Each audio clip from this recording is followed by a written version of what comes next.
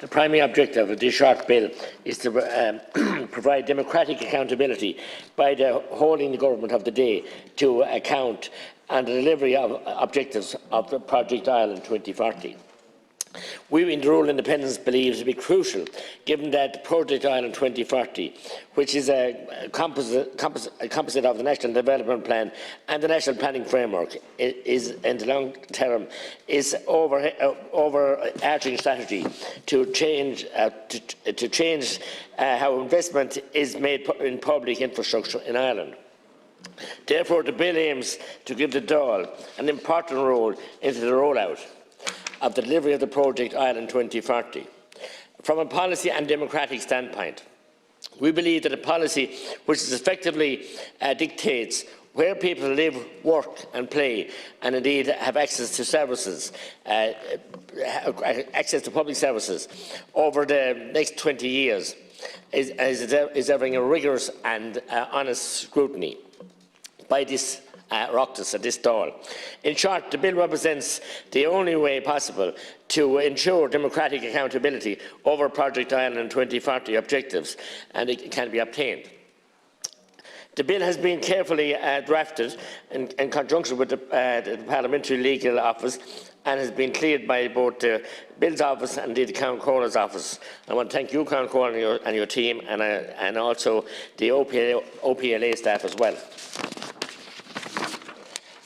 The underlying objectives of the bill are to compel the Minister for Housing and Local Government and Heritage to prepare annually and lay before each House of the Oireachtas a report on the progress made in implementing Project Ireland 2040, the constituent components of which are the National Planning Framework and the National Development Plan.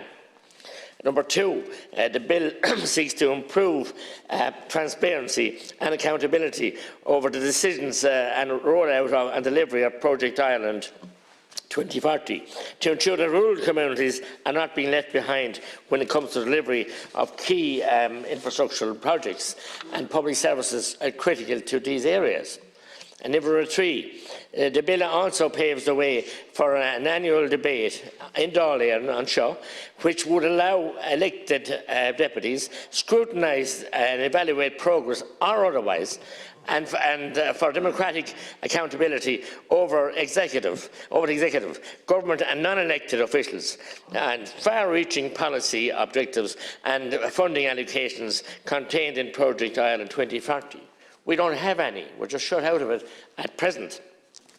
And the bill would effectively give Dáil a much greater input into rural and regional development in Ireland. As things currently stand, the Dáil has been completely sidelined when it comes to Project Ireland 2040. This means the people have been denied having a democratic input into the plan and its funding channels via their elected Táchtaí Dáil. And that surely is not right.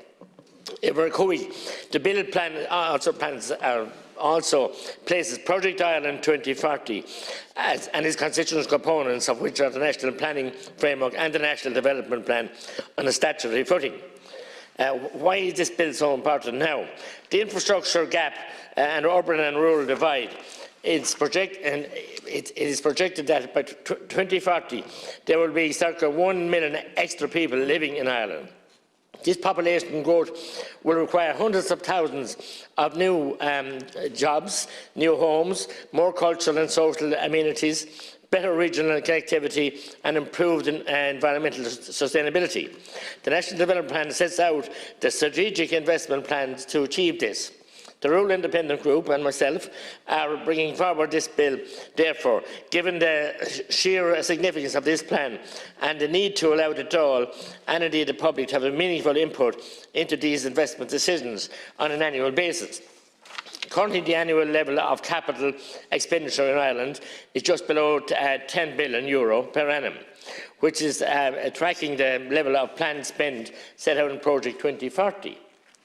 However, there is still a large infrastructure gap in Ireland across a majority of sectors: health, education, housing, public transport and indeed infrastructure. In addition, rural Ireland is suffering from many years of chronic underinvestment. This requires significant capital investment areas such as roads, public transport, broadband, energy, the built environment, including water and sewer schemes, and electric vehicle infrastructure as well. It also requires a commitment to facilitate local young people to build a home on their land in order to stem rural depopulation. Just one more piece of yoke. Importantly, the projects the government is currently investing in under the plan will be for 50 years forward, and we must be thinking of those young people and their lives ahead of them. The plan offers a significant opportunity for a connected and integrated infrastructure that puts a focus on communities and creates a sustainable way of living for all the parts of our country. And I move this bill. It's been moved.